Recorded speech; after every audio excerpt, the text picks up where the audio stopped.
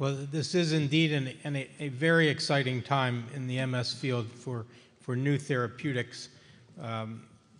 As Dr. Loveland said, we keenly seek agents that will help us to treat the progressive forms of MS. And at the Dickinson Center, we are participating now in a trial in primary progressive MS and anticipate in the very near future an exciting trial in secondary progressive MS. So the last couple of talks have focused on the very critical treatments that we need to impact the natural course of multiple sclerosis. We're going to turn now to something that's equally important for people who are living with multiple sclerosis, and that's the management of symptoms. You briefly this morning met Aliza Ben-Zacharia, but I'll give her now a more formal introduction. I've often said that the key to a good MS comprehensive care center is the nurse or the advanced practice nurse, even better. And we've been blessed over the years to have very talented nurse practitioners at the Dickinson Center. Now Dr. Ben-Zacharia, because she received her doctorate in nursing practice this year from Case Western Reserve, you have probably already surmised is not a native New Yorker. Aliza was grew up and was educated initially in nursing in Israel, where she received her Bachelor's of Science in Nursing from the Hebrew University in Jerusalem. After moving to the United States, she received a master's degree in nursing from Hunter College Bellevue School of Nursing and her nurse practitioner certificate from Columbia University. Aliza has been extremely active in the world of MS nursing. She's been a great contributor to a variety of educational programs, both delivered verbally and written and internet programs. There is now a very, very important and valuable organization of nurses known as the International Organization of MS Nurses. Aliza was one of the first nurses or nurse practitioners to be certified by that organization, and she's been a very active member. She's been on the board of that organization, and she currently is chair of the IOMSN's website committee. So welcome back to the podium, Dr. Aliza Ben-Zacharia, who's going to talk about coping with MS symptoms.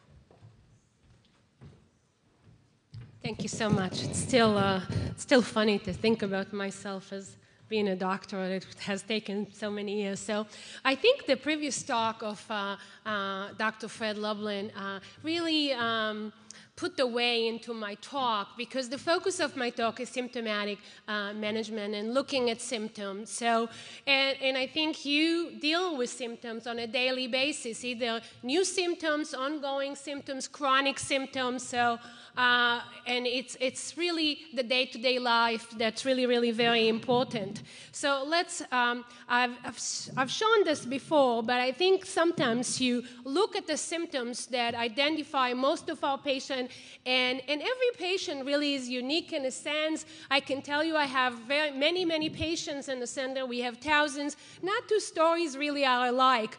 So anyhow, you can see the bunch of symptoms up there, and we'll touch upon them. You know, in 35 minutes, I can give you probably just an overview of what and how to, not so much details about symptoms management, but of course, if you'll have questions, we can entertain them later on. So what is the symptoms? And I'm sure many of you can answer this question very easily. You don't need me to define this in these points, but it's any change that you experience in your senses, in your vision, in your feeling, and really in many of your function on a daily basis. Sometimes we don't appreciate our basic needs, going to the bathroom, thinking. You take a lot of things for granted, but again, when you experience symptoms, you really understand the etiology behind it. Some symptoms can represent, new symptoms can represent a new relapse, but some of them can be something that's called a pseudo-relapse, What it means is you have experienced new symptoms because your body temperature goes up, because of hot weather, because you exercise too much, because you're doing too much, and the nervous system is very sensitive, so the conduction at this point is a little off, and you experience new symptoms or worsening of current symptoms, which you can have for a temporary time until you cool off. It's really, I always tell patients, sometimes you blame everything on the MS. You wake up in the morning, you're tired, it's the MS. You can go to the bathroom or something wrong, it's the MS. Not necessarily. It can be something completely different. It can be an infection that's causing problems. It can be because you're so tired because you did 10,000 things yesterday, and we all do that. So I think it's really critical to understand that not everything is coming from MS. I think this cartoon illustrates it a little bit, and you can look at that person that have the vision issues. But I think just think always out of the box. But if you have questions as newly diagnosed, it's always good to call us. If too much calling, we'll let you know. But I think it's important, especially when you're new, to do the calls. Later on, you learn about the disease, and you know your symptoms very well that you can teach us, really. And we have more of an interaction and discussion. And sometimes it can be even a combination of symptoms. So what are some common symptoms that you can see in multiple sclerosis? I mentioned already fatigue. You can see bladder discomfort, cognitive issues, and this graphs was published in the Neurology magazine in 2004, and you can see that bladder issues and fatigue are the most common one, got about 80%, but definitely sexual dysfunction is high up there. Spasticity is pretty decently. Depression is very high, and you had an excellent talk in the morning about that. So definitely there are multiple symptoms, and they are common at different time, and they change. They change over time. They can worsen. They can be reduced with some kind of management. So again, these some things that you need to pay attention over time. This is just to show you the percentage. So the other things that I think is important, and I think I touch upon it, that some of the symptoms are related to each other. Definitely if you have fatigue and you're too tired, it's too hard to think and maybe to do your job the next day. So the concentration can be off because you're just too tired because you didn't, for example, have enough hours of sleep. And that can make you a little depressed or feel down because you're not able to do what you can do on a normal day. And that can happen regardless of the fact if you have MS or you don't have MS, correct? So add to that the diagnosis of MS and the fact that maybe the fatigue is more exaggerated. Definitely it can lead to some cognitive issue, and especially if there's some other issue involved like not enough sleep or too much to do. So think about the interrelations of the symptoms, really. It's almost like a cycle that one can lead to another symptoms. So it's really important to treat symptoms. Don't overlook them. It's important to treat the disease, but definitely important to treat symptoms because this is actually affect your quality of life and your daily function. So both are equally important, as Dr. Miller mentioned earlier. So some of the symptoms are primarily related to the disease. Because you have MS, because there is some demyelination and axonal loss, you can have primary, they call primary symptoms, like fatigue, like bladder, like bowel, like sexual. Some symptoms can be secondary because you have an initial problem, a primary issue related to MS, what's going on in the disease, you can have secondary outcome, sometimes urinary infection. Or tertiary outcomes, sometimes because of fatigue, you may lose your job. So it's more, the tertiary symptoms, it's more as an outcome to the primary or secondary symptoms. Many patients, they come and they tell us, so where does the symptoms come from? Where is the symptoms? Where is the location? Is it in the cord? Is it in the brain? I really want to know, is the right side of the brain or the left side of the brain? Many patients are curious to know why they have certain symptoms. Sometimes we can do this correlation, not always, because for example, you can have sometimes a lot of lesion in the brain, a tiny lesion, and they usually do not affect your function. But if it's in a small area in the back of your brain, for example, like the brainstem, if you have double vision, we know that it's coming from there. Or usually if you have something that's called like Lermite, and you have it, it's usually a sensation, an electrical sensation when you bend your neck forward. And I know many of my patients that have felt it in the past, and that's related to lesion in the cord, in the top of the cervical cord. So again, or either in the mid. So sometimes we can tell you exactly that symptoms is coming from here and almost like do a thread in between, but not always. So because again, and it's actually a fortunate thing, it's good that sometimes you have almost like a silent lesion, quiet lesion that you don't really see symptoms. What is the key? How do we treat symptoms? What do we do?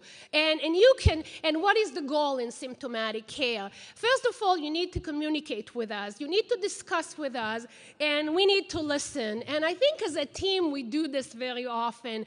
And you need to feel comfortable. Let me go back. Yeah. And you need to really feel comfortable. Some people have to write what their symptoms, what happened in the morning. Is it persistent? Is it stay all day? Is it stay just for a few minutes and boom, goes away? Or you have it just in the morning and not in the evening? It's sometimes very helpful to write down and let us know, because then we can treat differently the symptoms. We can do different things. So that piece is very, very important. The other issue is just that once you manage these symptoms, definitely quality of life is better, and we usually try to manage you individually.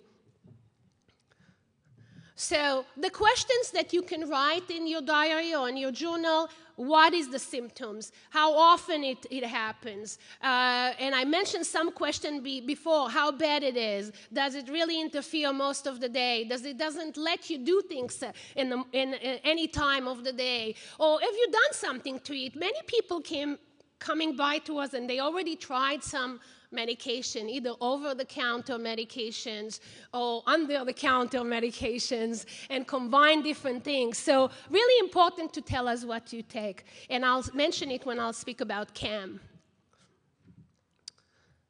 Mention something. Okay. So when you come to us with a list of symptoms, it's really important to know that you can't treat all symptoms at the same day. It's important to really figure out and prioritize what's the symptoms that really bother you the most. What is that one? Is it fatigue? Is it bladder issues? You want to treat first one symptoms, and then hopefully maybe by treating, for example, the bladder issue, you'll sleep better at night. But you need to sort out and think, what is the first thing you want to treat? And we'll help you to make the decision, because we'll prioritize based on the needs and the necessity. Sometimes if you have an infection, we'll tell you that it's important to treat it first. So really important to prioritize the symptoms. The management is pharmacological and non-pharmacological. So let me start with some medication when we do, and then I'll talk a lot more about the non-pharmacological medication for symptoms management. So again, it's always the trial periods. When you take the disease-modifying agent, the injection, you really have to take them, and you have to adhere to them. With symptoms management, you try. You try for a period of time. It's helpful. Okay, you stay on it. It's not helpful. Either you taper off, gradually get off the medication, or stop it if it's possible. So again, it's really a try and error, and working with your team, with your healthcare provider, physician, NP, and mention it to all the other team members. Really important to discontinue medication if they're not necessary. Some people have a whole list of medication, and it's really not needed. Do not combine medications. You can see what happened to this gentleman that combined hair growth medications and Viagra. So it really stood up. Many patients take a lot of medication for different things, and you really, again, inform us. We can work together if something bothers you. Before I go to talk about pill, I thought that will really acute things, because I'm going to speak about dalfampridine in a little more length, even though Dr. Lublin mentioned it. But when you talk about symptomatic management, you really need to speak about dalfampridine, which is Ampera. And again, I think it's probably doing more than what's indicated for. Hopefully, we'll see more results in the future. I'm very excited about it, even though about 50 to 60%, maybe, or a little more or a little less, of our patient response. So you can see this, if anyone cannot read it, it says this program is brought to you by pills, red pills, blue pills, green pills, purple pills, pink pills, pills, pills, pills, and more pills. Ask your doctor if pills are right for you. Again, I mean, it's even in the time of Gilenia, but you don't go on medication because it's a pill, because of other reason, none of that. But let's focus on dalfampridine, which is Ampera. Let me put the whole slide up. So it was approved in January of 2010 and was studied in about 500, a little more than 500 patients, 540 patients, and it's a twice-a-day oral medications. What the target was in the study was improving gait, improving the walking of people that were walking between 80 to 60 seconds. We measure it on a 25 feet walk twice. So really let me go next. I have difficulty. There you go. Sorry about that. Okay. So again, what's the mechanism of action? It's really blocking potassium channel leaks almost and allowing for more conduction. But I have a nice illustration here that you can see. So the top illustration, it's what happened in MS. You have a demyelination along the nerves there, or either some axonal loss. You can see that some area, all the myelin came off, and you definitely have a distorted message. The conduction is not going smoothly enough to control your movement, to allow for the right action that you'd like to do. And you can see the two pictures below that, and without fampridine, you have a leakage of potassium right there in the middle, and you have less of an action, less of a conduction, really almost like a blockade in the middle there. With dalfampridine or Ampera, which is the brand new name, you can see on the bottom pictures, definitely the leakage of potassium is diminished there, which it allows for better conduction. Much better. I wish that the response rate was higher than that, and it's hard to tell why some patients respond and some do not respond. Some have a remarkable response and increased speed in their walking or do a lot more activity, and some do not. The thought is that maybe some patients that do not respond do not have only demyelination, but also some axonal loss along the nerves. But we'll see as we'll prescribe more and more, we can definitely see more about it. So this is the study. You can see that in the study, actually, about 35 to 40% of patients really responded and had improved gait, as opposed to about 8 to 9% in a placebo group. And the degree of improvement in those patients that responded was 25% as opposed to 5%. So again, not all patients respond to the medications, but good number of patients in our center had some good response to it. It's more of a variable response. Now, I can tell you based on my experience, short experience, that not everyone had just improvement of their gait speed, but improvement in the level of being able to do more or able to have more energy that we sometimes quite cannot measure, but it's good enough for me if someone give me a subjective response and tell me that they feel a little better with dalfampridine. Some side effects to dalfampridine, you need to learn that as well and be educated about this. So there was low risk of seizure with dalfampridine, but you can see that it happened more with the higher dose with Ampera, about fourfold with the 15 milligram twice a day. And whoever is on it right now, it's a 10 milligram sustained release tablets that's given twice. And that's the reason we tell patients, to make sure that they take it just twice a day and not to forget and take more than the actually prescribed regimen. Really, really critical. It's not allowed to be given to patient that has a history of seizure, of course, and also a history of renal impairment, because it's absorbed and digested through the kidneys. So really important. So important to do maybe a blood test before you start this medication to make sure that your renal function is within norms.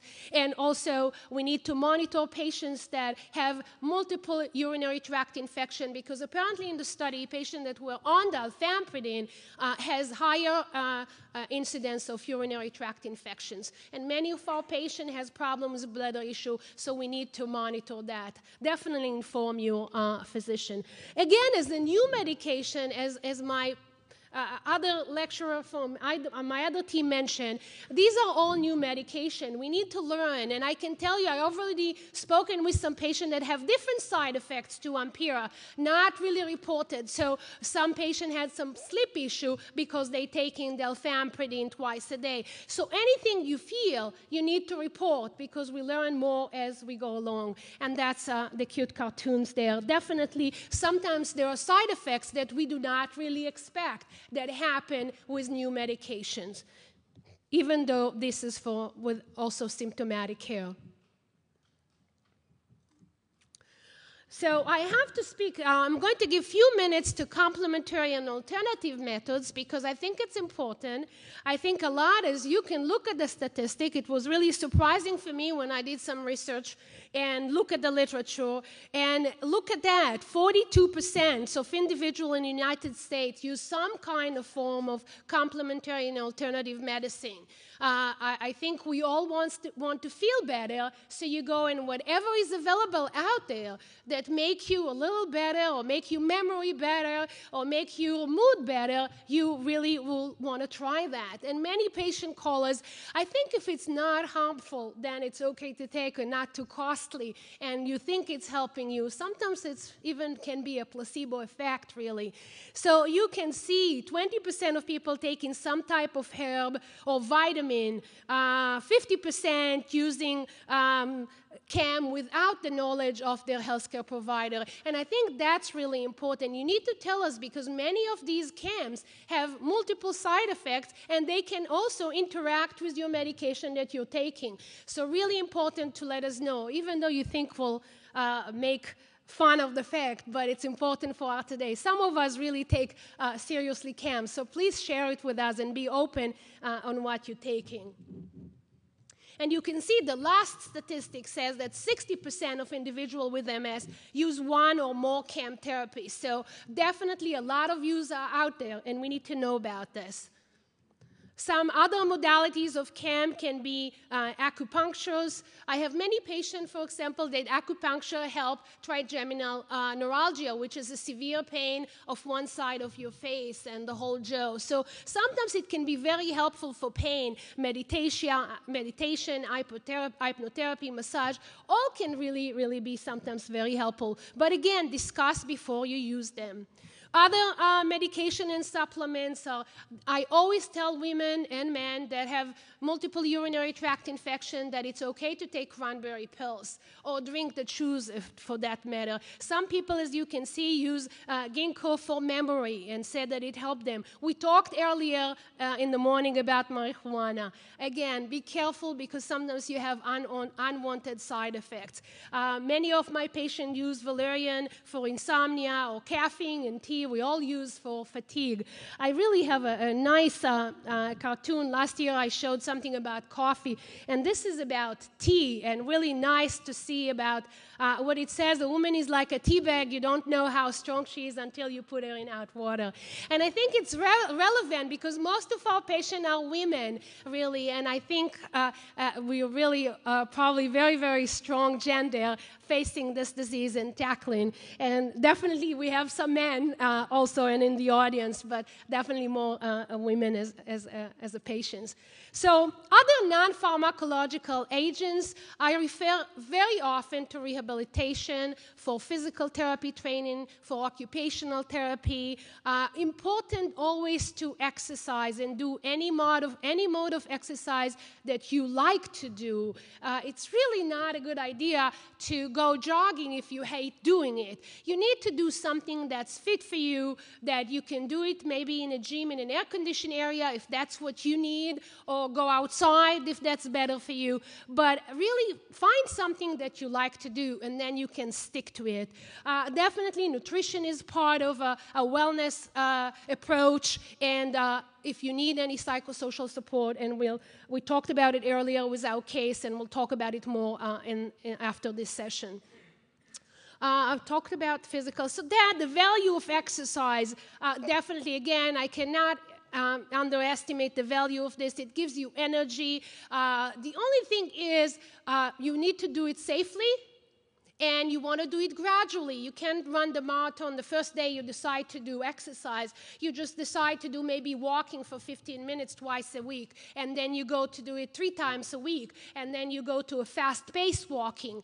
And now it's fall, so it's a good weather for patients with MS. Or either you can do it indoor on a treadmill if it's safe, but just choose a very, very slow pace initially and go gradually and increase the pace as you go along. Or do stationary bicycle. Make sure you regulate your body temperature if you're sensitive to heat changes. We all are different, and if you have more symptoms when your body temperature goes up, do something to minimize it, just cold water or work in an air condition. Again, you always can address those issues if you really are committed to do this, and that's what it is, it's commitment. The swimming is very, very, a very good thing to do if you like going into the water.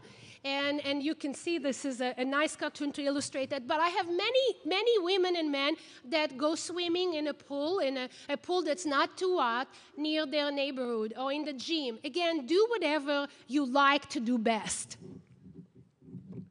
Says if swimming is good for developing shoulders, arms, and legs, why haven't we developed any shoulders, arms, and legs? And that's about the fish. I'm not sure people see it in the back.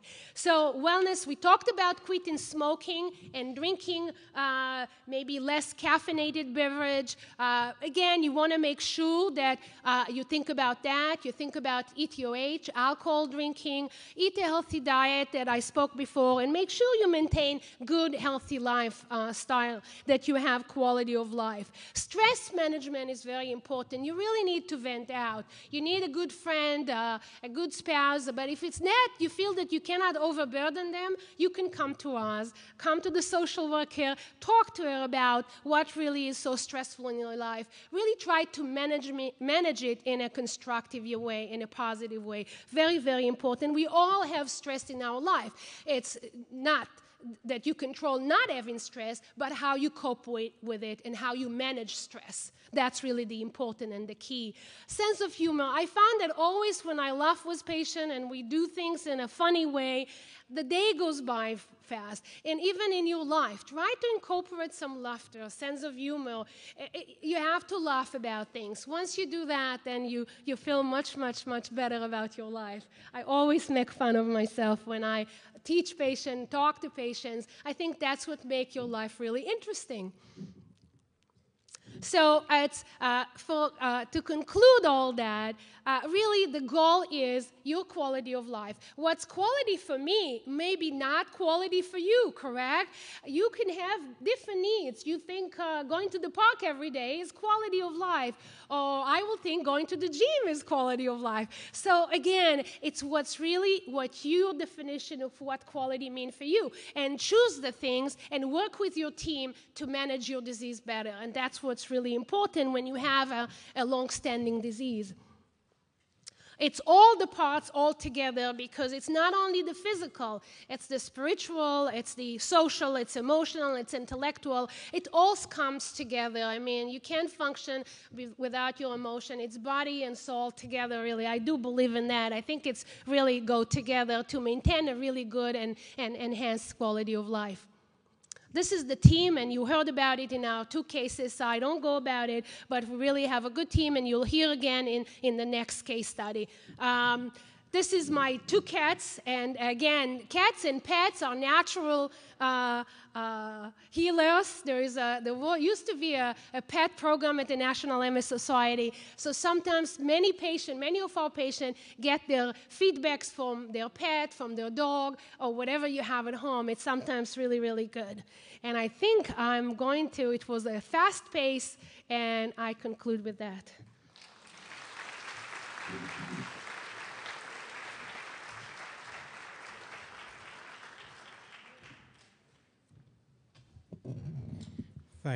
Thank you, Aliza. We're heading into the home stretch, and I want to, before we have the last couple of sessions, the second of the small panel we had, and then the questions and answers, I wanted to make a few announcements and thank a few people. We especially want to thank the National MS Society, New York City, Southern New York chapter for supporting us in this program. How about a big round of applause for them? And especially Moira Rondon from the Society for all of her hard work and their tireless efforts to make this day possible.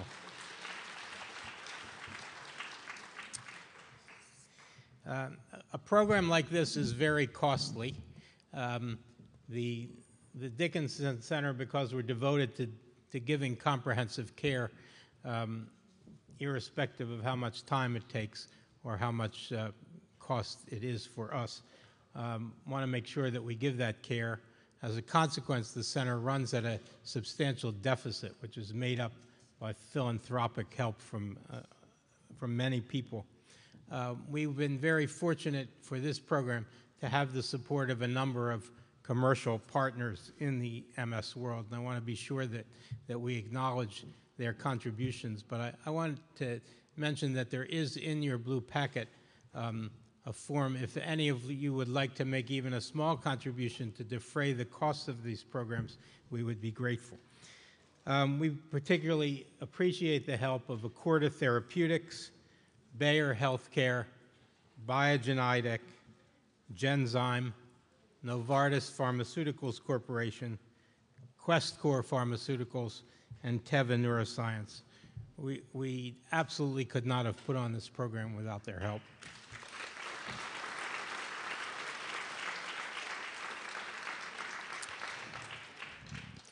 You've seen a lot of people from the Corinne Goldsmith Dickinson Center up here at the podium, but equally important for the running of the center and for the success of today have been all of my colleagues.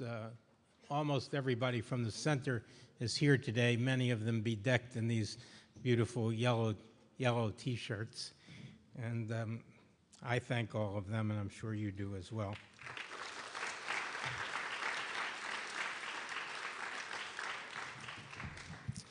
Nothing at the Dickinson Center gets done without going through our administrator, Donna Polisar. And I don't know if Donna's still here, but we always appreciate her efforts.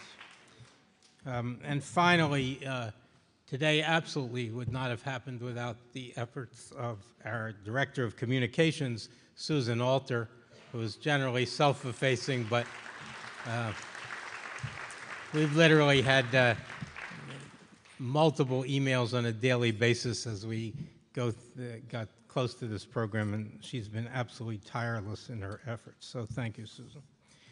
Okay, so it's hard to get too much of a good thing, so I want to invite 3 good things back up to the podium.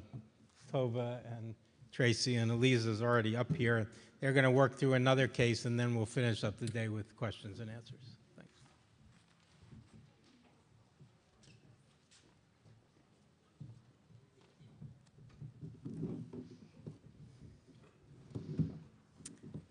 Okay, so as part of our second portion of the Comprehension Care and Action series, we're going to present the application of this model of care to the case of a patient with long-standing MS as opposed to the newly diagnosed patient that we presented this morning.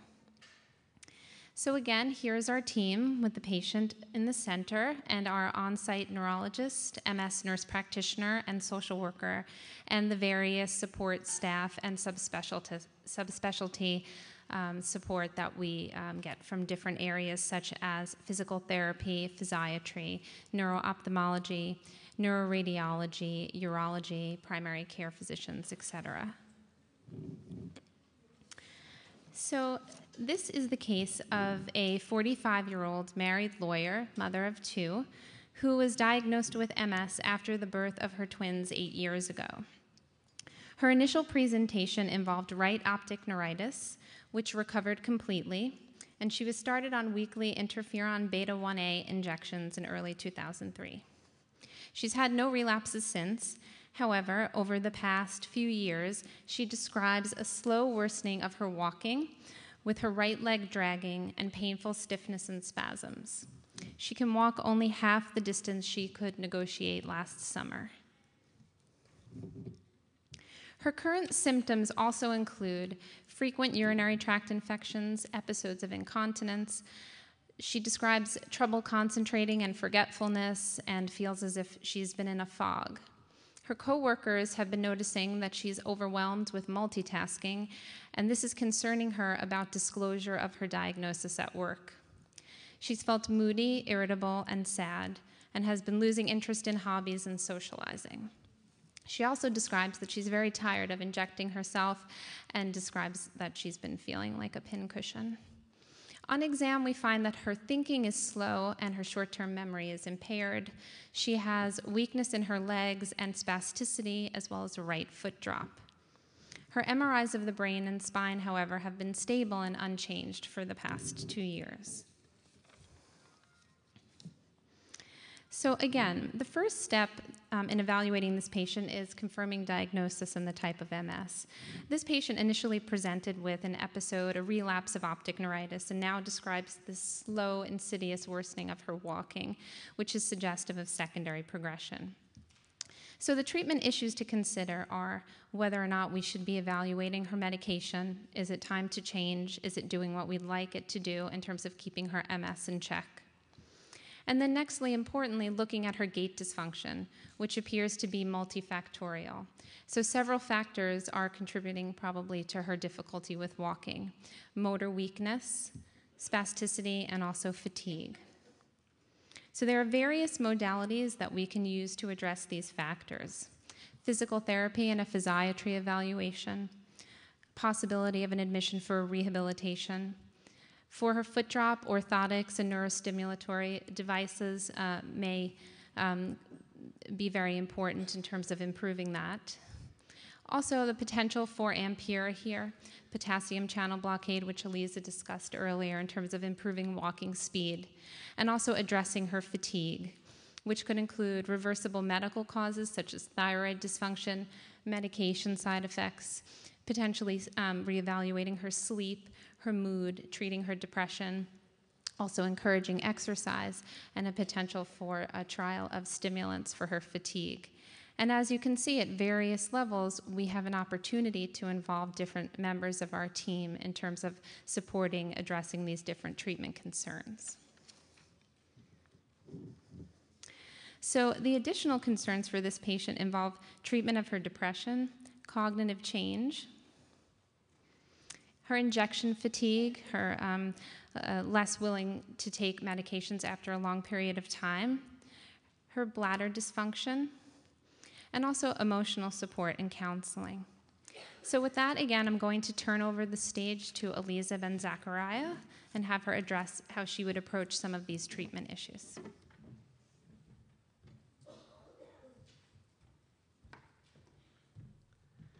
So we talked about a little overview of symptoms a minute ago, but let's do something that we haven't spoken today about injection fatigue. Some of our patients do injection for many years. I saw last week a patient, a young female in her 30s, doing injections for the last 9.5 years. And I think many of you doing injection for so many years and you want a little break and you're tired of doing it.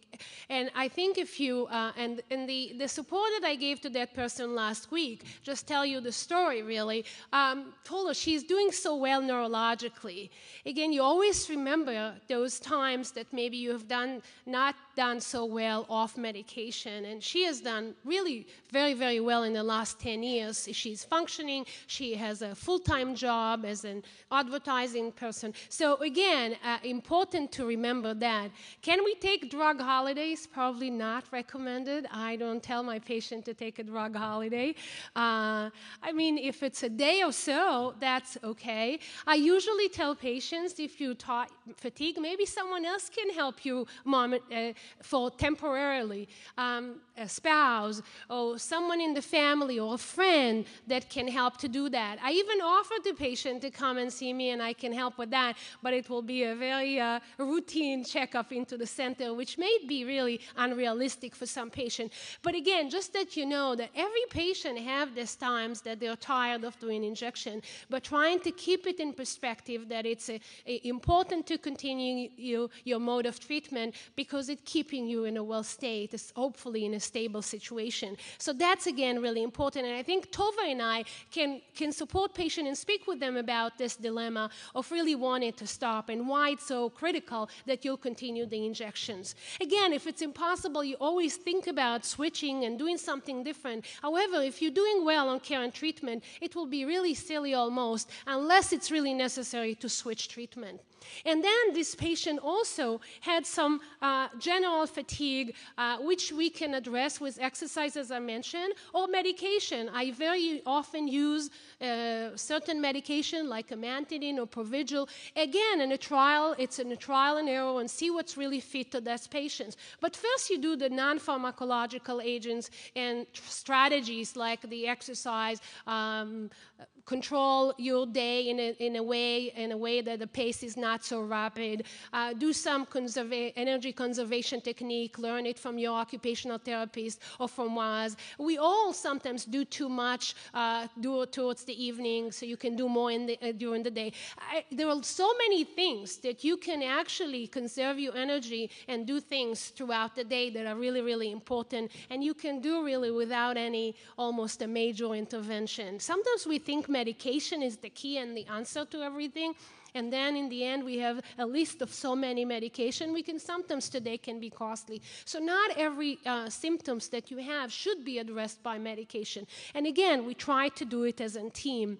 Definitely depression and cognitive changes are hooked together. You had already a discussion earlier today. I think support definitely is an important thing when you deal with depression.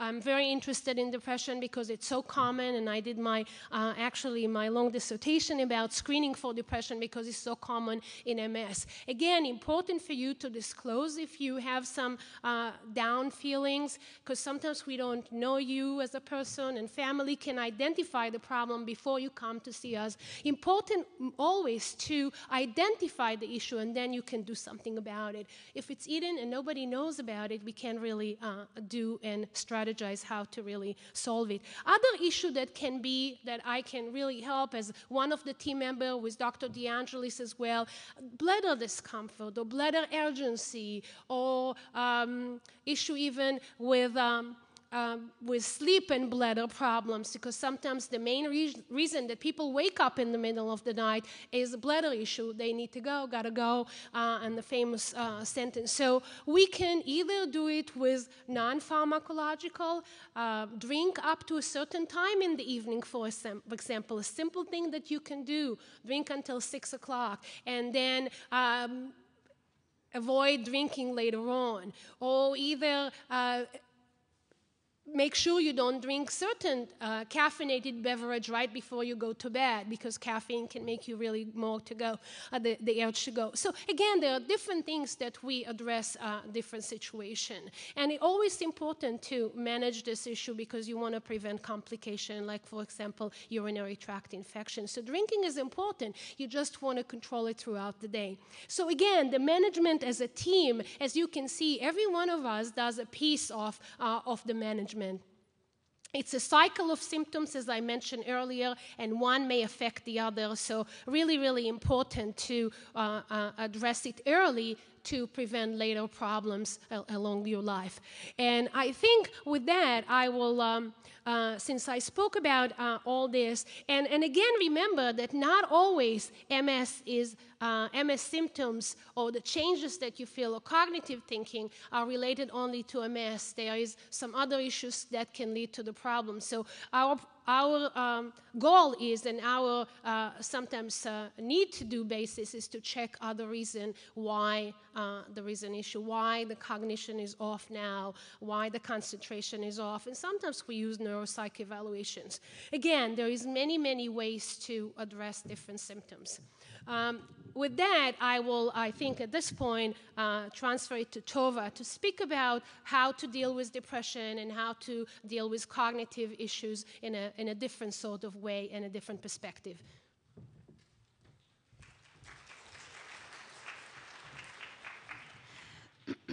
So I'm going to start by addressing the clip art, which is an image actually of our patient in about 25 years. So when I first come into this case, I would be referred by one of the other providers who's seen the patient before me, and what I would anticipate in going into the exam room would be a patient who is scared, is frustrated, whether or not she's communicated all this with her spouse is yet for me to determine. So the first thing I would really do is try to encourage this patient to talk about what's going on. And my experience is that for many patients who are newly diagnosed, it's not until there is some worsening or there is a second attack or a severe attack that a patient might really have to deal with the MS. And often it's almost like a new diagnosis. And the one thing that's missing is some of the support services that a newly diagnosed patient might seek out. So my main goal, is the slide changed? Okay, would be to try to encourage this patient to communicate how she's feeling, to vent, to me, to her family, to her friends. And that in and of itself might actually help slightly with the injection fatigue. If she feels that she's continuing to get worse and she's scared even though she's on a medication, sometimes verbalizing those fears can really help.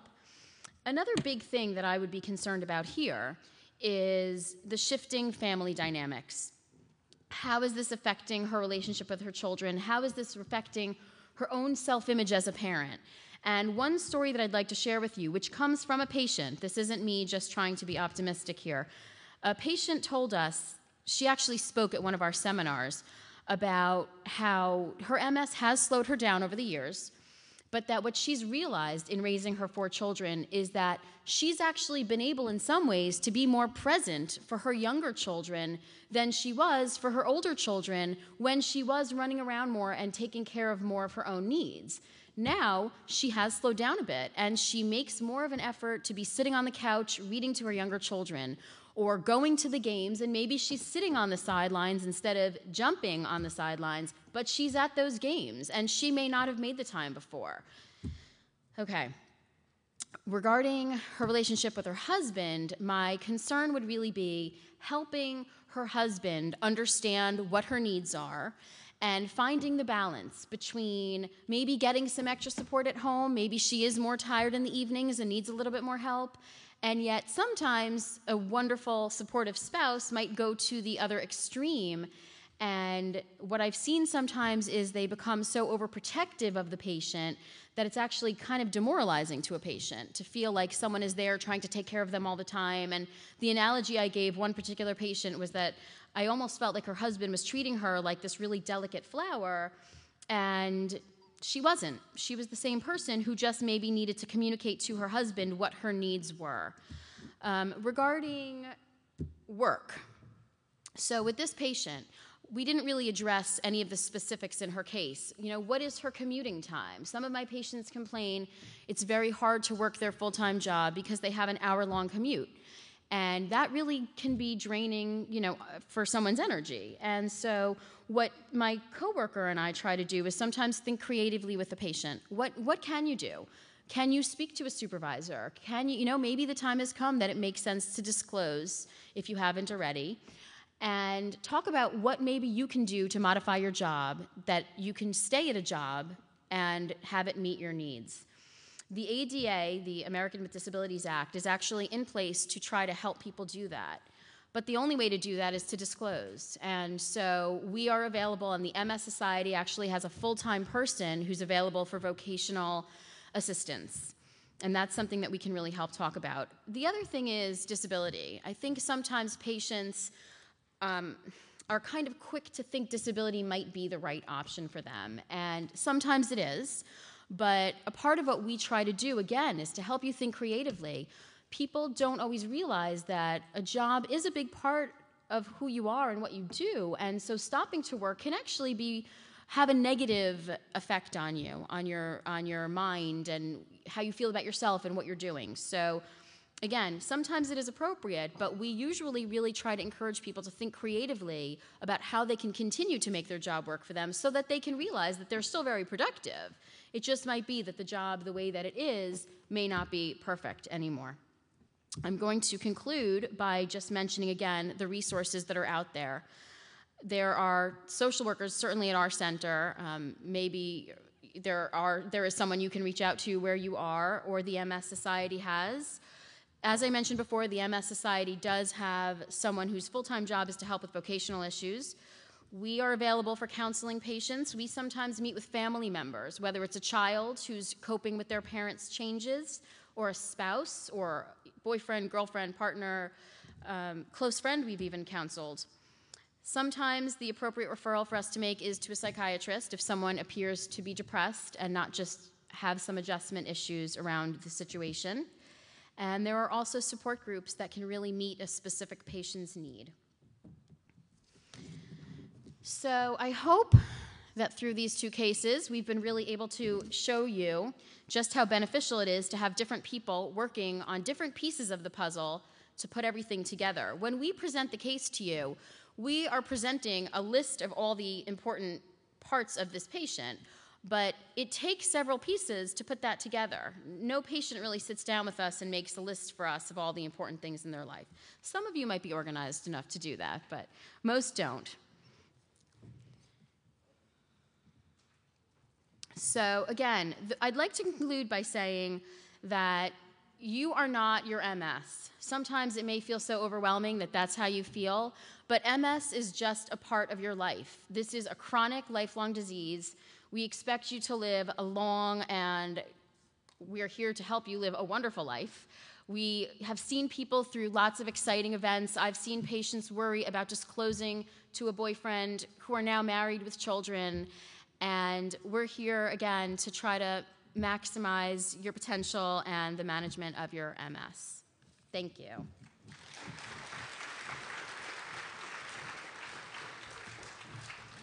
Thanks. Fred and Jeff, would you come up to the podium also? So the floor is now open for questions. I'll remind you one last time, please fill out those forms. Tell us what parts of the program you liked, what you didn't like, and what you think we could do better if we are able to do this program again next year.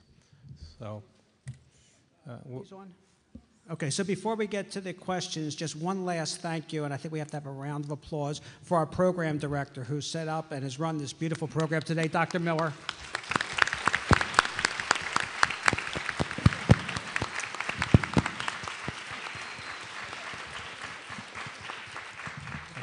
Thank you very much. And I think we had a question there. Somebody's got our microphones. Yes. Yeah. First, thank you very much for the day. I have two questions, probably to best answered by Dr. Lublin.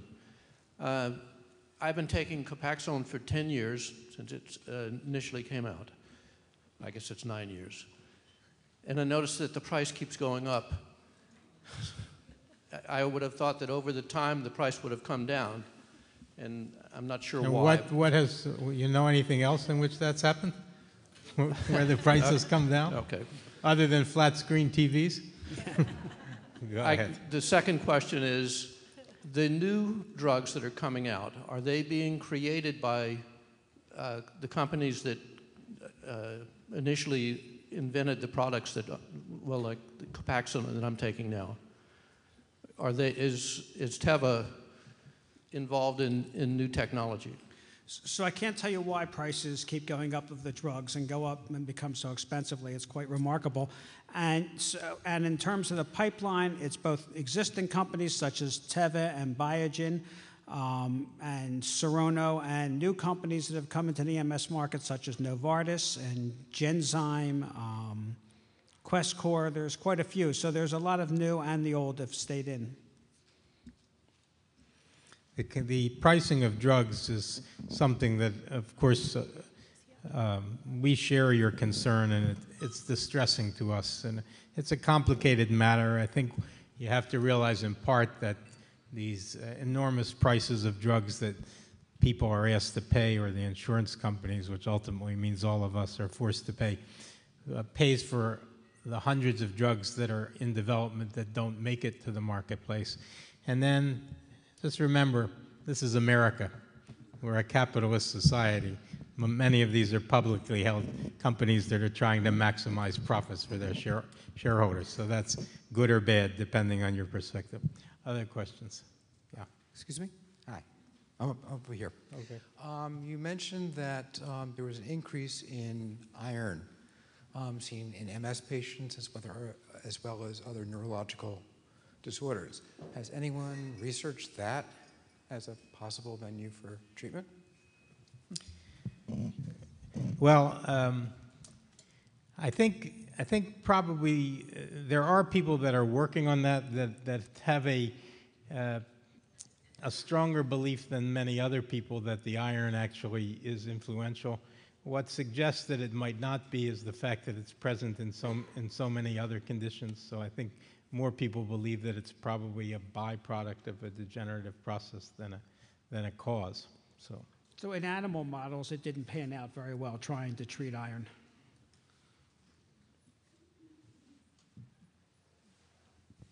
Can I ask a question? I can't see the voice that was out. Okay, we'll go there first, then we'll go there. My question is, the new drug that's out to improve your leg strength, it isn't a smashable pill. When are you going to make one that's a smashable pill for those that can't swallow? Well, I can't answer because I don't make pills, but I would say the reason that particular medication can't be smashed, crumbled, dissolved is because it is a sustained release preparation, because the medicine that she's talking about is dalfampridine or Ampera. It has to be swallowed whole because it's a slow release formulation, and the risk of Ampera is if there's too much of the medication in the bloodstream, the risk for seizures goes up. And if you do something to alter the delivery of the medication, too much can be in the blood at one time. So that is unfortunate that you have difficulty swallowing it. It may not be a medication that you're able to use. Could I ask one last question, a short one? I started Avonex in 2003, got off it in 2006 because the side effects were knocking me for a loop. One of the side effects was it was making my hair fall out. It's still falling out. Any way to fix that? Well, it's probably not falling out now from Avonex. That's a complicated subject, hair loss, and there are many, many, many causes. You might want to talk to a dermatologist. Hello. I want to thank you all very much for a very wonderful and diverse and hard to absorb presentation in one day, but still very interesting. I have two questions, and one of them is whether how much the experience of transplant doctors and centers, even for liver or heart, and their experience with immunosuppression drugs, which I know are more systemic, to what extent that research has been useful or provided any insight for research paths with MS. And secondly, I guess this is a question more for the social work folks. Can you highlight some of the benefits of the new healthcare reform that particularly will impact MS patients and their families? Thanks. Well, maybe I'll ask Dr. Cohen to address your first question. So the question was whether what we've learned from the transplant and other organs. And so there actually is a great deal of cross-fertilization. So many of the immune-suppressing drugs that are developed for other conditions are eventually tested in diseases like multiple sclerosis. And secondly, a lot of the information about transplant has been used. As you may remember in my talk, I talked about the conference that we convened in Paris. Well, some of the people there were people that were experts in transplants for other conditions. So there is a great deal of talk among the various groups. Now, on the other hand, every disease is different, and things that work in one condition sometimes don't work in another condition, so you have to take that into account. So the new Novartis drug was initially tested as a anti-rejection agent, where it didn't succeed so well, but then moved into the MS area where it worked very well. And switching gears to the healthcare reform bill.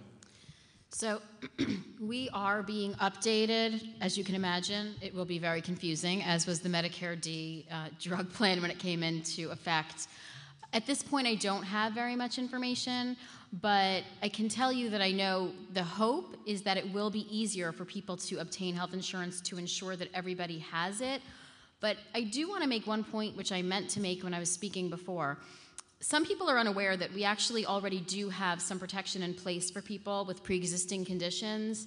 The golden rule being you can never allow a lapse of more than 63 days in your coverage, but as long as you make sure that you do have coverage, you can switch jobs, you can switch insurers, and you cannot be denied insurance at this time just because you have a pre-existing condition. So I'm sorry that I don't have too much information on the healthcare reform yet. I'm sure we will continue to be updated on it as it becomes clearer.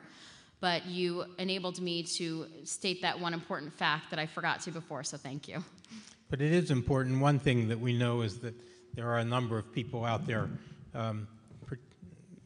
particularly some young people in starting out in their workloads who think that they are, young and healthy and don't need health insurance. So, and then if they get hit by MS or they already have MS, they don't have health care. So the need and the assistance for these people to get health care will, of course, be a benefit. And also, despite what Tova said, the new health care law should make it easier for people to keep health insurance and not be afraid of losing health insurance because of a pre-existing condition if they change jobs. We see a number of people who are in jobs that they would love to switch, but because of the enormous costs of their health care and their need for drug coverage, stay in jobs that they would rather leave and try to advance. So I think the health care bill will help in that regard. You said nothing about low-dose naltrexone. I'd like to know what you think, whether it's a mainline prospect for a new drug. I'd like to know what the psychiatrist and the social worker think about it also. The question was about low-dose naltrexone. So low-dose naltrexone is one of those agents which falls into the category of if it sounds too good to be true, it's probably too good to be true, in the sense that the proponents of low-dose naltrexone have touted it as beneficial for almost anything that you can think of. Having said that, there has been one published trial which suggests that there might be some mild benefit in quality of life. This is definitely not a panacea. Low-dose naltrexone does not fix the neurological disability that most people have. It is probably a very safe agent, but my personal view is that it doesn't do very much. I will write prescriptions for patients who really badly want to try it. I don't think it's a big boon, but I'm not opposed to people's using it as long as they don't use it to the exclusion of treatments which have been scientifically demonstrated to be of value. Well, the psychiatrist, I'm not sure, is here, but maybe some of the other panelists want to comment on LDN. Yeah. I just have a quick question. Oh. Thank you. And I want to congratulate you. It was a great symposium. But I have a couple of questions, if you don't mind. Just to comment about the new healthcare, what I read, which is not authority, but as far as adults, pre-existing condition kicks in 214, peds kicks in, which under 18 immediately, and they're going to put some of us that can't continue our profession, I guess, into some high risk pool between now and 214. But adults is going to, pre-existing condition is going to start as of 214 on. That cannot be covered. But anyway, I think that was a question there. The other question I have for Dr. Lublin, as far as, you mentioned very briefly the fumarate, which has been used extensively from what I have read for psoriasis and in Europe. You just sort of mentioned in sort of passing, when do you think that's going to be available? And if we want to get it sooner, when it will be, that's one. And the other question for Dr. Cohen, on the mesenchymal stem cells, you mentioned in terms of they have been used for transplant, ALS, and I just wondered, is it, and you said you're the only study that you have in North America, are there studies done in Europe, which we know that, I guess, North America, we live in a litigious society, and all this hassle about designing these experiments, is it more institutional, or is it NIH or politics, or because the immune system is, I think, it's been studied fairly well in MS, and that's a little surprising that MS would be that much difficult to initiate a study like that.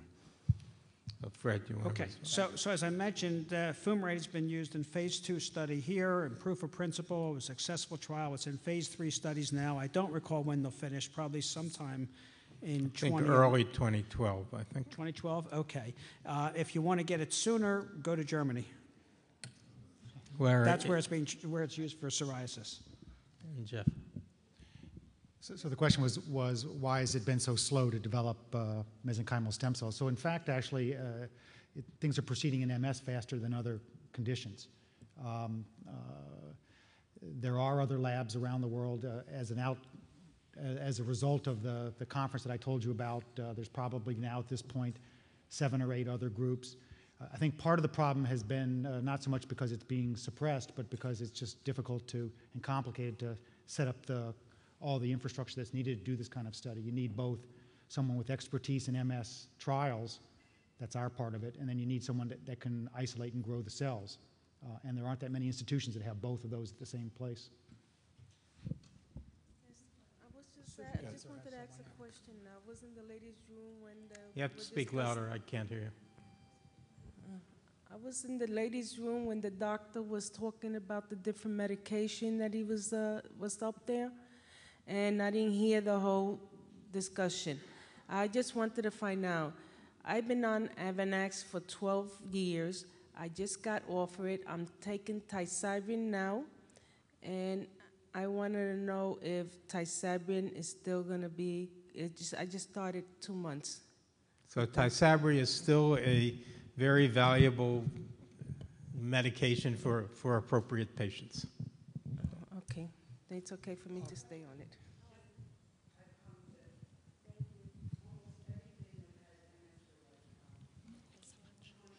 Hang on a second. The microphone is coming to you. Sorry. Anyway, I just wanted to thank all the speakers very much for your dedication, because seriously, we all have many, many questions, but you've consistently, I can say for over 20 years, I've been coming to all these workshops. I mean, I knew I had MS myself, but before the, MRIs were used for anything, or show anything. But anyway, I appreciate the dedication and time that you've given us. And so that's all. Thank you very much. Thank you.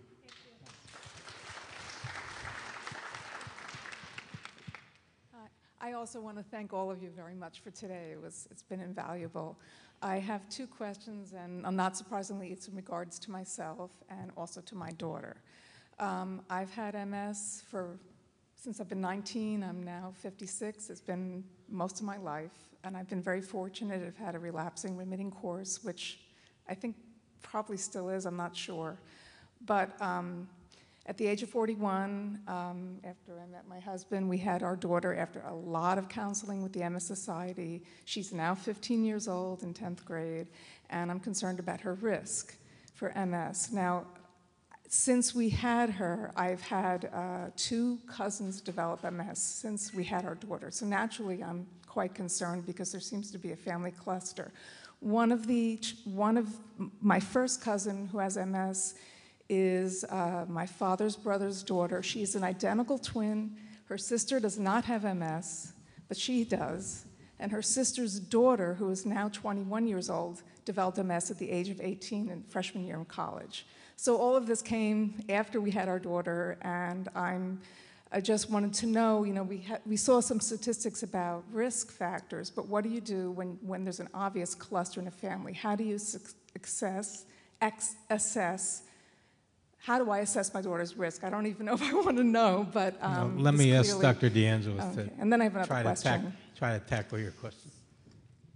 So in family members, so there is a slightly increased risk in first-degree relatives, and we offhand don't recommend a specific test to do unless someone is symptomatic. Dr. Ben-Zacharia mentioned earlier in pediatric populations looking into vitamin D levels, which there's certainly no harm in doing that. But in terms of anything that we know that can be done as far as prevention, apart from just standard pediatric care and following for surveillance for any potential symptoms and keeping the family history in mind should any symptoms arise. But we don't know the increased, in a statistical sense, the increased risk for someone like slightly higher than a general population. Okay, and the other question I have is,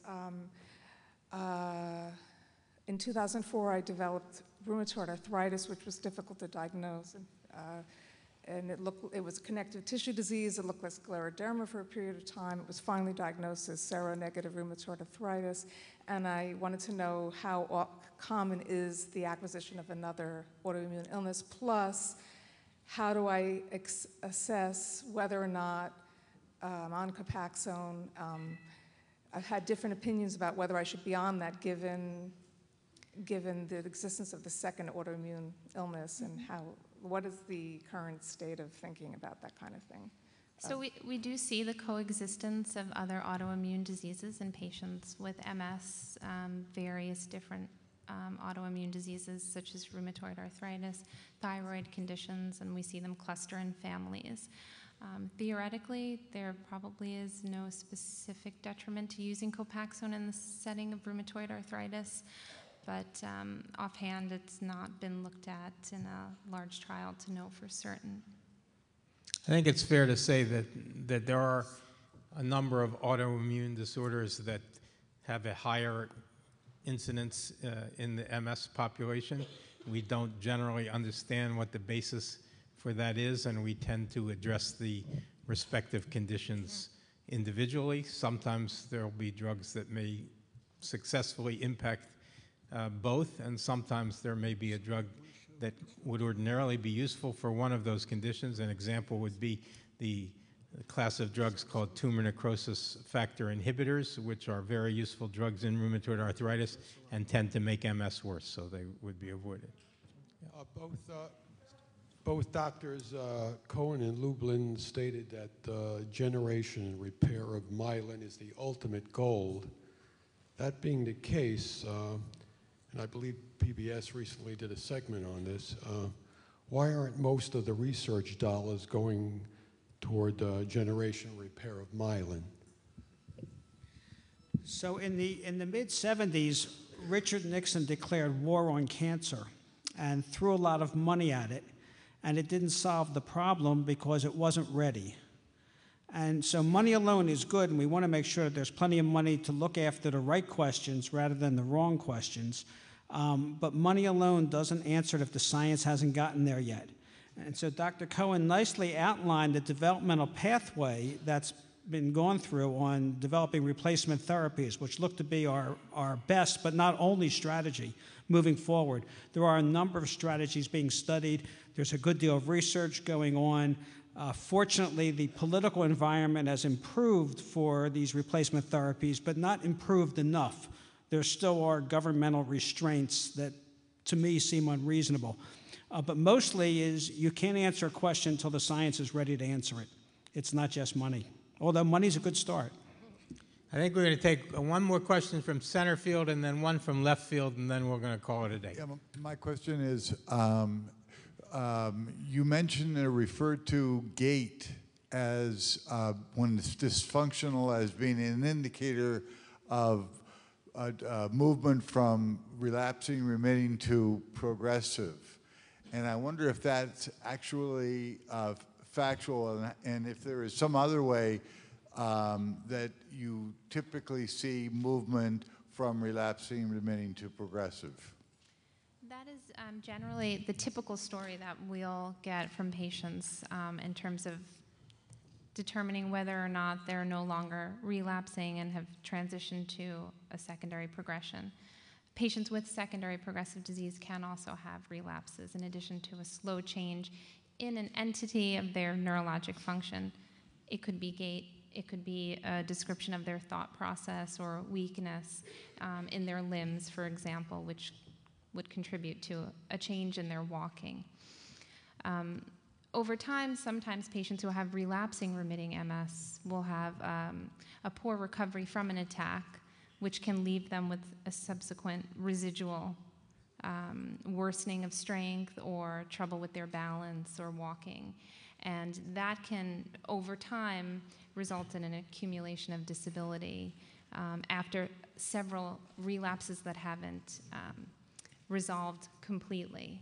And so you can see a gait change that's slow over time in both a form of MS that's probably still a relapsing form versus one that's either transitioned to secondary progressive in addition to superimposed relapses. I think one of the important things to realize is that although in the clinic, we try to distinguish between these forms of MS, we don't have any markers or tests that tell us that somebody has gone from relapsing remitting MS, for example, to secondary progressive MS. So we are dependent basically on the story that a person tells us and on our sequential examination findings if we've had the privilege of examining a person over time. It happens that gait is something that very commonly worsens gradually over time. A number of other symptoms in MS, you can't really observe a gradual evolution of them. Some of them are either there or not there, and then they don't tend to gradually worsen. So most of the people that we label as having secondary progressive MS, not all, but most, have in fact had a gradual worsening of gait. Final question goes to the young man in the back.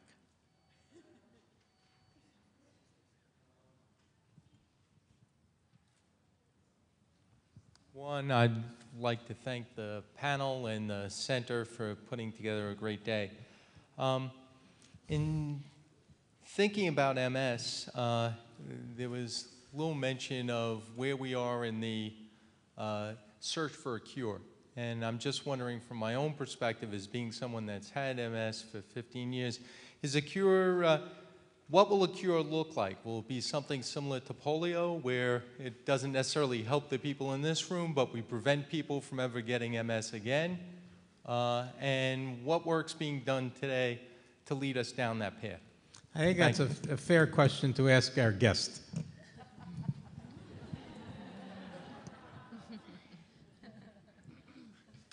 Well, so and I'm frequently asked that question. So I think ultimately the curing MS will depend on determining the cause for MS. So if it's an infection, then immunization may cure it.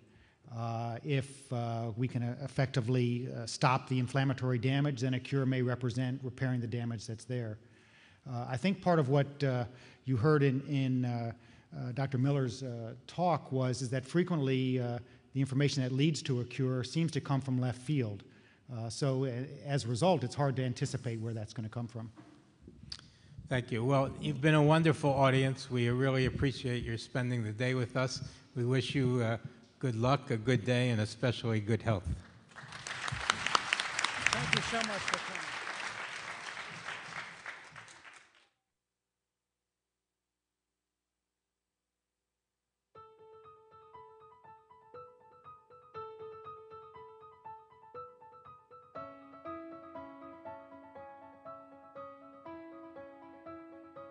MS is a very complicated disease. It can affect any area of the nervous system. And because of that, you need to take care of multiple aspects of the patient's illness and their health. We've talked about this, it's body mechanics. And the low back takes the brunt of it. The difference here at the Crane-Goldsmith-Dixon Center is comprehensive care, being able to take care of all of the needs of an individual, and that's what we try to do. When people come to the Dickinson Center for MS, they're getting a whole team. They're getting an army of people to help them. We utilize neurologists, psychiatrists, which is who I am, social workers, nurse practitioners. Full physicians and research coordinators and a lot of administrative staff. And we also collaborate with state-of-the-art neuroradiology, physical therapy, physiatry. You won't find that in practically any of the other centers. We counsel patients who were dealing with the diagnosis of MS. What I find is that sometimes people don't even really think that they need someone to talk to, and then when we're sitting in the room with them, all of a sudden the tears will start streaming down, and they'll apologize that they're crying in front of me, and my reaction is always, this is why I'm here. We're not just trying to treat the disease from one aspect. There is an ease with which things happen, just by the nature of the multidisciplinary approach that makes it very accessible for patients who are struggling hard enough with a new diagnosis. Strong, keep it up, strong as you can, and push me away. Good. I think that everyone here wants to deliver really excellent patient care. Everyone here has a particular sensitivity to the experience of patients. We wanted to have something that was more patient-friendly than any other center anywhere that we knew about. Good afternoon, MS Center. This is Stacy. May I help you? We have good relationships with our patients. Patients sometimes just call up to talk. We end up taking care of individuals for the rest of their lives. And we get young people, newly diagnosed, and we follow them through engagements and weddings and children and the good things and bad things in life. It's very nice to do because you have all these relationships and you see them for a long, long time. I think that the center epitomizes the mission of the institution to provide outstanding clinical care and to integrate that with outstanding cutting-edge research. I'm old enough to remember when we had no treatments for MS. There are now 7 FDA-approved drugs on the market for MS. When there was 1 or 2, I think it was an easier decision to make. Navigating that decision requires MS specialists who really know that data, know the risks, know the benefits, know what to look for. Not only does our center support comprehensive clinical care, but we also have scientists working in the laboratory looking for new treatments. We are testing the medications that in the future will be first-line treatment for MS. And then we're working with our basic science colleagues to look at the therapies that are even going to be farther down the road, getting into areas of repair of a damaged nervous system. It is absolutely essential that we learn more about what causes MS so that we can intervene to treat it and one day cure it and prevent it. The center's mission is to make the life of people with multiple sclerosis as comfortable and as full as possible. It's a matter of being able to take care of people and give them compassionate care and understand their needs, because we think that's the best way to treat people. We have everything here for you. You don't have to go anyplace else, so it's a good deal. You have MS. MS doesn't have you. And we are going to help you deal with whatever needs to be done.